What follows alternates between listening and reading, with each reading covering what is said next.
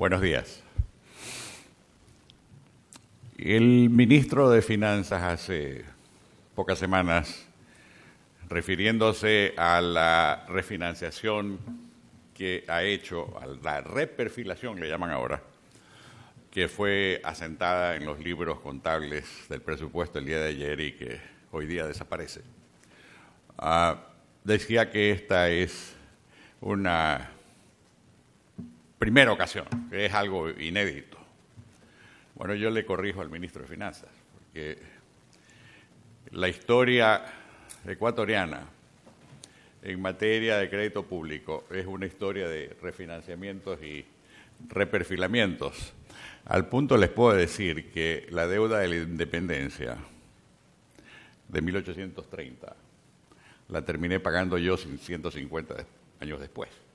O sea, ya les da una idea de lo que significa vivir endeudado. Es un estado mental, es un estado material. Se lo siente todos los días. En 1982, el 13 de mayo de 1982, luego de haber tenido la primera década petrolera, caímos en cuenta que el país estaba, como hoy, endeudado. ¿Qué pasó el 13 de mayo de 1982? El tipo de cambio se devaluó. El sucre, que había estado por 12 años consecutivos fijado en 25 sucres con 25 centavos por dólar, pues pasó de un momento a otro a 30, luego a 40, luego a 60, y así por el estilo durante el último año del gobierno del doctor Hurtado. ¿Y cuál era la razón de esto? Bueno, la razón de esto tenía que ver primero con la represión cambiaria que se había dado a lo largo de 12 años y el hecho de que en la medida en que el tipo de cambio no reflejaba la situación del poder de compra de esa moneda, sino que había sido pues sostenida por el endeudamiento, el crédito, llega un momento en que todo esto se acaba, porque el crédito es un bien escaso, es un producto que se tiene ahora, es una oportunidad que se tiene ahora, pero uno no puede hacer proyecciones de que va a vivir de ello.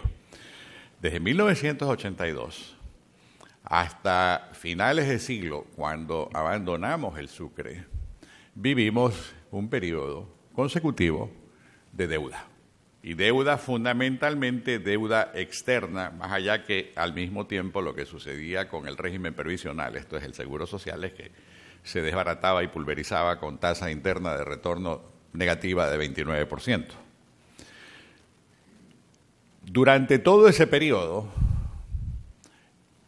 hubo sucesivos reperfilamientos, reestructuraciones, refinanciaciones. A mí particularmente me tocó liderar en el año 1984 el esfuerzo que tuvimos que hacer, y teníamos que hacerlo por una razón puramente vital.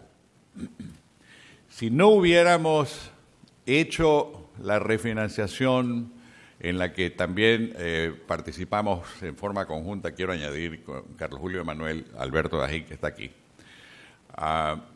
y el grupo del Banco Central y del Ministerio de Finanzas. Digo, si no hubiéramos hecho esa refinanciación en ese momento, hubiera, como ministro de Finanzas, tenido que utilizar el 58% de los ingresos presupuestarios simplemente para pagar deuda, cosa que es pues absolutamente imposible de lograr.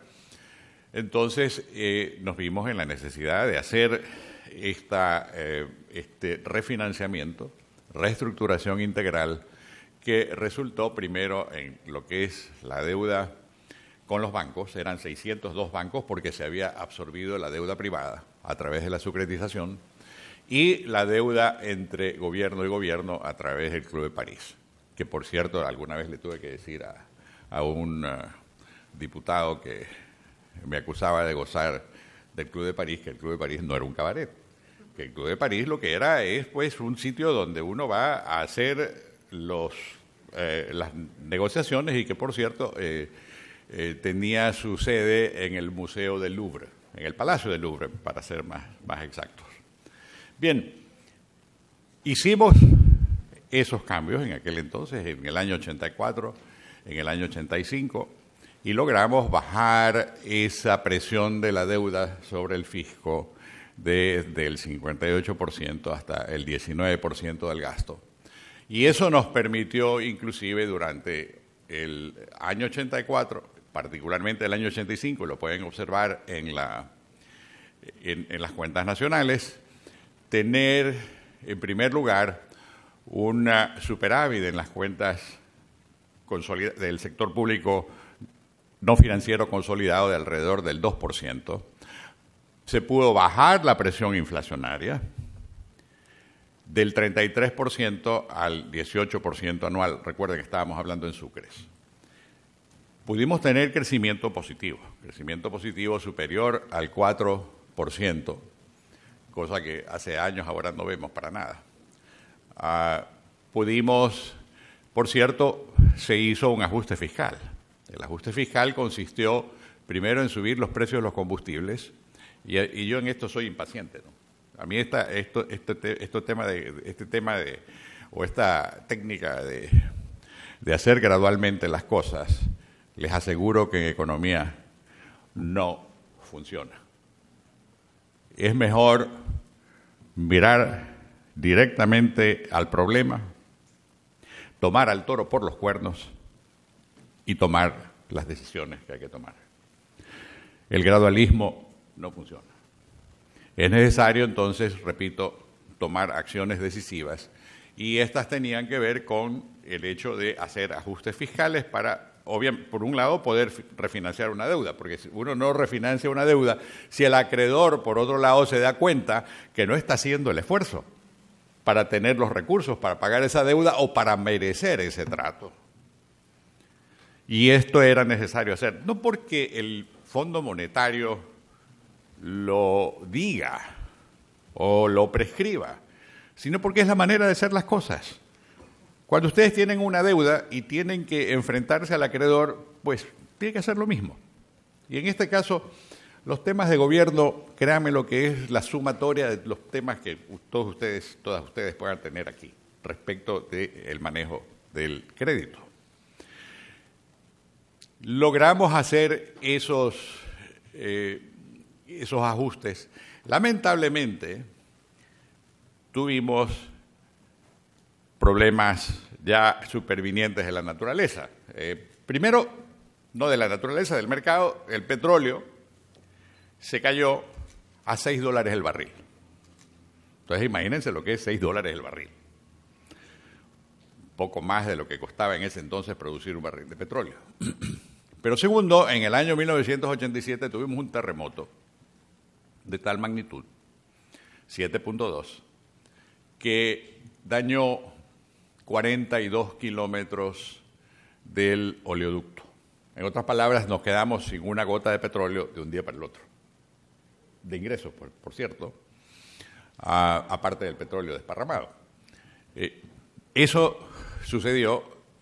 El efecto fiscal fue prácticamente el de haber perdido todo un año de ingresos petroleros por causa y efecto de la caída del precio del petróleo y luego por la pérdida total de los ingresos del petróleo. Eso significó dejar de pagar la deuda hacia mediados de 1987. El tema luego de eso pues sería referido al siguiente gobierno, al gobierno del doctor Borja. Ellos adoptaron una fórmula gradual de ajuste pagando una fracción de los intereses, no se pagó el capital, para luego hacia finales del gobierno del doctor Borja, inicios del arquitecto Sixto Durán, poder hacer el canje de lo que se llamaba cuentas en divisas, no eran bonos, eran cuentas en divisas, a los llamados bonos Brady. Los bonos Brady ya tenían consigo elementos de reestructuración y de recorte en el valor de la deuda. Esto siguió poco vegetando a lo largo de los años 90, que fue una década de considerable, llamemos así, recesión económica, una economía recesiva que a duras penas lograba crecer al 2% en promedio, con un petróleo sumamente bajo. Y, en definitiva, lo que ocurre es que hacia el año 1995, luego de que Alberto Dajic salió de la vicepresidencia de la República, el tema de la guerra con el Perú tuvo un coletazo fiscal adicional, porque el Banco Central decidió subir las tasas de interés a niveles astronómicos para defender al Sucre, cosa que era indefendible porque simplemente ya la economía estaba totalmente dislocada. Y esto nos llevó al 99, una situación de un nuevo como es este problema de El Niño. Yo me olvidé de decirles que en el año 84 utilizamos los recursos fiscales precisamente para reconstruir la infraestructura económica, porque en ese entonces, imagínense ustedes lo que era la economía ecuatoriana en 1984, un tamaño de alrededor de 10.000 millones de dólares, con una carga de deuda como la que teníamos, con una infraestructura destrozada, los puentes se habían caído. Yo tuve que negociar con el ingeniero Bailey alrededor de 120 puentes para poder cruzar los charcos que nos había dejado la naturaleza, y que significaba que, por ejemplo, para llegar a Salinas había que pasar en Taravita. Bueno, algo parecido nos pasó en 1997, nuevamente. Esta vez tuvimos 7.000 milímetros de agua. Eso significa, piensen ustedes en una columna de 7 metros. Poco más y nos convertíamos en anfibios aquí, de la cantidad de agua que había. Entonces teníamos problemas muy serios de pérdida en la economía. Teníamos un banco central que apuntaba a la tasa de interés. Teníamos un sector financiero que de repente se halló sobreexpuesto a los problemas. Y teníamos finalmente una caída del precio del petróleo al punto en que estábamos en $4 esta vez. Es el punto más bajo de toda la historia petrolera del Ecuador. Así estuvo varios meses. Luego de eso vino otra, ya pasado al siglo actual, la actuación de Yoyo, justamente, cuando a él le tocó, como ministro de Finanzas, hacer un nuevo ajuste, un nuevo reajuste importante, esta vez con una quita, con una rebaja de casi, creo que el 28%, me parece, en el valor del capital. Y esto es importante notar, hay una baja en el valor del capital adeudado, con los bonos estos que serían objeto de líos posteriores allá en el año 2009, cuando en el gobierno de Correa se decidió que toda esta deuda pues era ilegítima, salvo la parte que ellos habían refinanciado, ¿no? En todo caso, este vuelo de pájaro sobre la historia del crédito público nos lleva a varias conclusiones. Uno, el crédito público debe ser un instrumento de manejo de la liquidez, de manejo de la capitalización de una economía. En otras palabras, no es que el crédito público o la deuda de por sí es algo malo. Dependerá siempre de para qué se la use. Si tomamos 2.000 millones y hacemos arreglos malos en una refinería, nos hemos gastado 2.000 millones. Si hacemos arreglos correctos en una refinería y esa refinería en consecuencia de eso nos produce un superávit que permite amortizar esos 2.000 millones, entonces esa deuda tiene sentido. Siempre cuando se hable de crédito público hay que definir quién es el acreedor, cuáles son las condiciones en intereses y en tiempo. ¿Y para qué se usa? Los ingresos de capital, que son los ingresos que vienen del exterior, deben de ser usados, y así lo establece la Constitución, para gastos de capital. Si ustedes examinan simplemente el detalle de los gastos corrientes y de los gastos de capital contra los ingresos del Estado, se van a dar cuenta que durante el periodo del señor Correa hubo un exceso de gastos de alrededor de 32.000 millones de dólares que fue de alguna forma cubierto con ingresos de capital. Eso es lo peor que puede suceder. En otras palabras, el tener que prestar dinero para poder comer o para engordarse más bien, ¿no? Que es lo que ocurrió. Entonces, esos temas tienen que ser parte siempre de toda verificación respecto del financiamiento. Segundo es externo o interno. Si nosotros tuviésemos mercados de capital internos, esos mercados serían más fluidos. En otras palabras, la tesorería de la nación podría salir al mercado en forma diaria, en forma fluida, para ofertar papeles y productos fiduciarios del gobierno y de esa manera financiarse todos los flujos que se requieran financiar en el corto plazo. Tercero, todas las deudas, todas. Aquí se impuso un límite artificial del 40%. Tan artificial fue que el gobierno de Correa decidió que ese 40% pues no era 40%, sino que era 60%.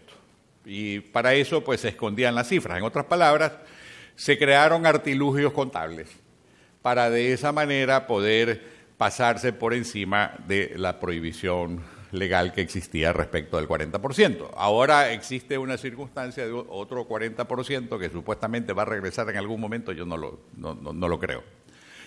Otro punto es que no, esto de que me diga, pero es que nosotros solamente tenemos el 70%, cuando Japón tiene el 200%. Por favor, recuerden las lecciones de primer grado, cuando les enseñaron en aritmética a comparar manzanas con manzanas y peras con peras. No se comparan las manzanas con las peras en cuanto a forma, color y sabor. Entonces, tampoco es una buena idea el de comparar lo que el Ecuador deba con lo que deba Chile, o con lo que deba Colombia, o con lo que deba Japón, o con lo que debe Estados Unidos, porque siempre va a depender de la capacidad que se tenga para pagar todo esto. Cuando vemos este conjunto de temas, en el fondo, a lo que vamos es que hay un bien público que se llama la disciplina fiscal. Esto es vivir dentro de tus medios, vivir dentro de lo que puedes vivir, vivir con una estructura de ingresos que, como lo ha dicho Yoyo, sea racional, razonable, poco complicada, de alta productividad, de fácil administración. Porque todo es un conjunto. Tampoco es buena idea el empeñarse con un solo acreedor, llámelo China, o llámelo Estados Unidos, o llámelo Banco Mundial. No es buena idea. Tiene que haber una matriz de crédito público de la misma forma como existe una matriz de energía, para que esa matriz de crédito público nos permita optimizar los resultados y llegar y poder sustentar los problemas. Y por último, cuando tenemos un problema de crédito público como el que tenemos ahora, la única forma de resolverlo es creciendo la economía. Si la economía crece, entonces el problema un poco que se diluye. Es como cuando alguna de ustedes tiene una deuda. La forma de pagar esa deuda es tener un mejor empleo, más ingresos, un segundo empleo.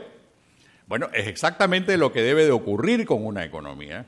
Por eso es que tenemos el caso de la economía ecuatoriana. Si ustedes examinan lo que ocurrió entre 2000 y 2006, la proporción del Producto Interno Bruto que era la deuda bajó del 91% al 22%. Entonces, cuando se llega al 22%, el tema es manejable.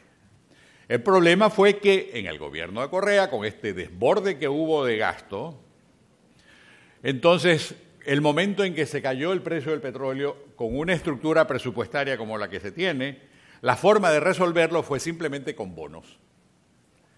Pero recuerden, las deudas siempre hay que pagarlas. Y las deudas son todas.